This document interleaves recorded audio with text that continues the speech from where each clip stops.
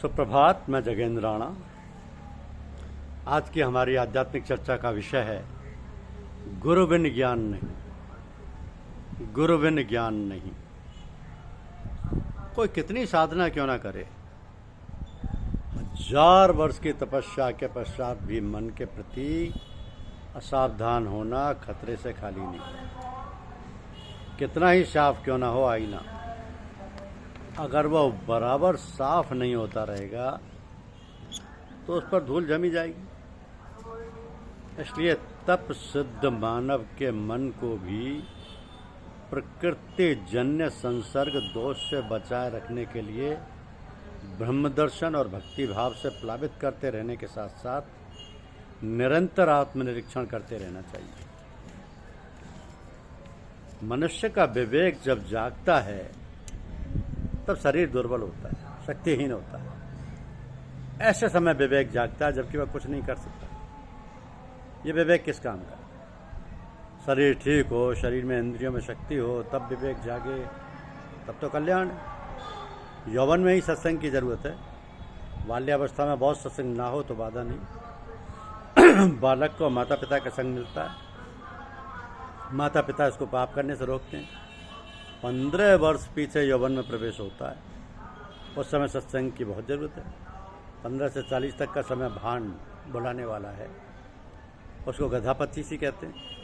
उस समय मनुष्य जैसा पशु होता है और इसीलिए सत्संग की ज़रूरत होती है। उस समय मनुष्य पशु जैसा होता है, इसलिए सत्संग की ज़रूरत होती है। कौशल्या जी ने विचार किया कि मेरा राम अब बड़ा हुआ है, मेरा राम अब बड़ा हुआ है, यौवन में संत की सेवा करने का सौभाग्य प्राप्त हो तो वो ठीक है। विश्वामित्र जी महान ज्ञानी हैं, तपस्वी हैं, उनकी सेवा करे तो ठीक है। अनेक वर्षों तक पुस्तक पढ़ने से जो ज्ञान होता नहीं, वो जितेंद्रिय भजनानंदी संत की सेवा में रहने से अनायास हो जाता है। तो जिसको संपूर्ण इंद्रियों पर विजय मिली है, जो जितेंद्रिय है, जिसको अंदर से भक्ति का रंग लगा है, ऐसे किसी संत की सेवा में रहने से अनायास ही ज्ञान हो जाता है। तो संत के प्रत्येक व्यवहार में ज्ञान रहता है। संत बोलता चालता ज्ञान है, संतों का मौन भी ज्ञान है। संत बिना सेवा या सेवा बिना ज्ञान मिलता ही नहीं। संत की सेवा बिना जीव इस भवाटवी में भूला पड़ा है। जीव संसार रूपी अरण्य में भटका रहता है। इसकी एक एक इंद्रिय आत्मा के विवेक रूपी धन लूटती है आत्मा का। इसको अरण्य में से बाहर निकलने का मार्ग दिखता ही नहीं। किसी संत की वो सेवा करे तो संत मार्ग बताता है। इसको अरण्य में से बाहर निकलता है, बाहर निकालता है। तो संसार में अकेले मत भटको। किसी संत या सद्गुरु की सेवा करोगे तो संसार से बाहर निकल सकोगे, प्रभु के चरणों में पहुंच सकोगे। संत कृपा बिना मन शुद्ध नहीं होता। मन शुद्ध ना हो तब तक भगवान नहीं मिलते। परमात्मा के दर्शन में विघ्न करने वाले 3 बाधक तत्व हैं: मल, विक्षेप और आवरण। मल, विक्षेप और आवरण, इन तत्वों के कारण मन अशुद्ध है, मलिन है, चंचल है। ये तत्व दूर हों तो मन शुद्ध हो, स्थिर हो और परमात्मा का साक्षात्कार हो। इन तीनों में से मल और विक्षेप, ये दोनों जीव स्वयं प्रयत्न करके अर्थात साधन करके दूर करे, तब आवरण का भंग, माया रूपी पर्दे का भंग सद्गुरु करते हैं।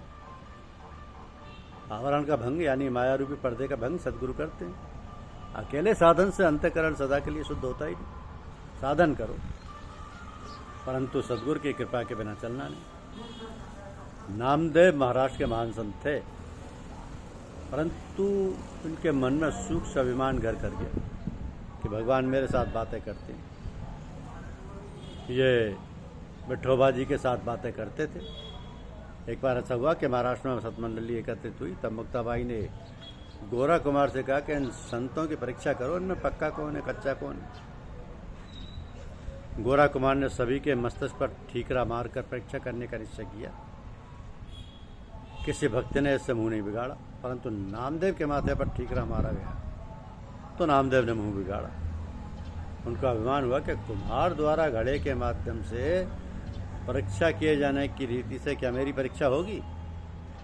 गोरा काका ने नामदेव से कहा कि सबका माथा पक्का है, एक तुम्हारा माथा कच्चा है, तुम्हारा मस्तिष्क कच्चा है। मंगल वेला में मेरा एक भक्त विशोबा खेचर है, उसके पास तू जा, वो तुझे ज्ञान देगा। नामदेव जी विशोबा खेचर के पास गए। उस समय विशोबा शिव जी के मंदिर में थे। नामदेव महादेव जी के मंदिर में गए, वहां जाकर देखा कि विशोबा खेचर शिवलिंग के ऊपर पैर रखकर सो रहे थे। विशोबा को मालूम हो गया कि नामदेव आ रहे हैं, इसलिए उनके ज्ञान चक्षु खोलने के लिए उन्होंने ऐसा काम किया था। तो नामदेव नाराज हुए। उन्होंने विशोबा को शिवलिंग के ऊपर से अपना पैर हटाने को कहा। विशोबा ने कहा, तू ही मेरा पैर शिवलिंग के ऊपर से उठाकर किसी ऐसे स्थान पर रख दे जहाँ शिव जी ना हो। नामदेव वहाँ विशोबा का पैर रखने लगे। जहाँ पैर रखने लगे वहीं वहीं शिव जी प्रकट होने लगे। समस्त मंदिर शिवलिंगों से भर गया। नामदेव को आश्चर्य हुआ। तब विशोबा ने कहा, गोरा काका ने कहा था कि तेरी हांडी कच्ची है। वो ठीक है, तुम्हें हर जगह ईश्वर दिखते नहीं, विठोबा सर्वत्र विराजे हुए हैं, तू सब में ईश्वर को देख। तो भक्ति को ज्ञान के साथ भजो। नामदेव जी को सब में विठोबा जी दिखने लगे। नामदेव जी वहाँ से वापस आकर मार्ग में एक वृक्ष के नीचे खाने बैठे। वहाँ एक कुत्ता आया, रोटी उठाकर ले जाने लगा। अब तो नामदेव जी को कुत्ते में भी विट्ठल दिख रहे। रोटी सूखी थी। नामदेव घी की कटोरी लेकर कुत्ते के पीछे दौड़े। पुकार कर कहने लगे, विट्ठल खड़े रहो, रोटी कोरी है, घी चुपड़ दूँ। नामदेव जी को अब सच्चा ज्ञान प्राप्त हो चुका था। नामदेव जी जैसे संत को भी ज्ञान प्राप्त करने के लिए गुरु बनाना पड़ा। कौशल्या जी ने विचार किया कि राम अभी यौवन में प्रवेश कर रहे हैं, इस समय वो विश्वामित्र जी की विश्वामित्र जैसे गुरु की सेवा करें, उनका सत्संग करें तो बहुत सुखी होंगे। कौशल्या जी को आनंद हुआ। उन्होंने श्री राम लक्ष्मण को आशीर्वाद दिया और कहा कि तुम्हारे पिताजी की जो आज्ञा है वही मेरी आज्ञा है। तुम्हारे पिताजी जिस प्रकार राजी हों वही तुम करो।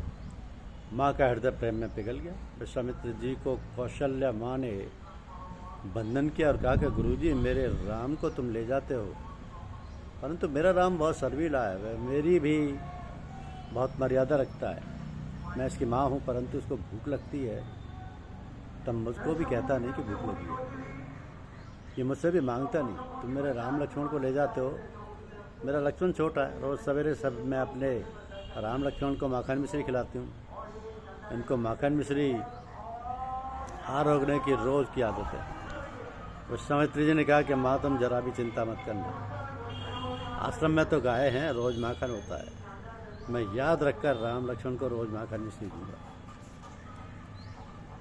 तो गुरु के बिना कुछ संभव ही नहीं। गुरु आध्यात्मिक जगत के साधु पुरुषों का मानना है कि जो शर्तें एक पतिव्रता स्त्री अपने पतिदेव के व्यवहार में भौतिक स्वरूप में पालन करती है, करीब करीब वैसी शर्तें शिष्य व गुरु संबंध में शिष्य को आध्यात्मिक रूप से पालन करनी होती हैं। वही शर्तें पार ब्रह्म परमात्मा के वे चार पार कैसे और किस प्रकार के हैं। जिस प्रकार जागृत अवस्था में ये स्थूल शरीरधारी जीवात्मा सिर से पैर तक 7 अंगों से युक्त होकर स्थूल विषयों के उपयोग के द्वार रूप 10 इंद्रिय, 5 कर्मेंद्रिय, 5 ज्ञानेंद्रिय, 5 प्राण अपान व्यान समान उदान और 4 अंतःकरण मन बुद्धि चित्त और अहंकार, इस प्रकार इन 19 मुखों से विषयों का उपभोग करता है और इन 19 उपकरणों यानी साधनों के माध्यम से इस संसार की समझबूझ यानी जानकारी रखता है। उसी प्रकार 7 लोग भू भुवः स्व मैं जन तपय सत्यम रूप 7 अंगों समिष्ट इंद्रिय प्राण और अंतःकरण, इस प्रकार 19 मुखों से युक्त इस स्थूल जगत रूप शरीर को स्थूल रूप शरीर का आत्मा जो संपूर्ण देवता पितर मनुष्य आदि समस्त प्राणियों का प्रेरक और स्वामी होने के कारण इस स्थूल जगत का ज्ञाता और भोक्ता है, जिसका प्राकट्य इस भारी स्थूल जगत के रूप में हो रहा है, वो सर्वरूप वैश्वानर उन पूर्ण ब्रह्म परमात्मा का पहला पाद है। जो विश्व अर्थात बहुत भी हो और नर भी हो उसे वैश्वानर कहते हैं। तो इस व्याख्या के अनुसार यह स्थूल जगत ही उस परमात्मा का शरीर है। ऐसे सर्वरूप विश्व रूप परमेश्वर को भी यहाँ वैश्वानर कहा गया है। तो परमात्मा को इसी प्रकार वैश्वानर बताया जाता है। और परमात्मा तक पहुँचने का एक ही रास्ता है, वह है गुरुदेव। गुरुदेव की शरण रहिए, आपके सारे आध्यात्मिक, आदि दैविक, आदि भौतिकता इस प्रकार के तापों की शांति हो जाएगी और ईश्वर की प्राप्ति हो जाएगी। धन्यवाद।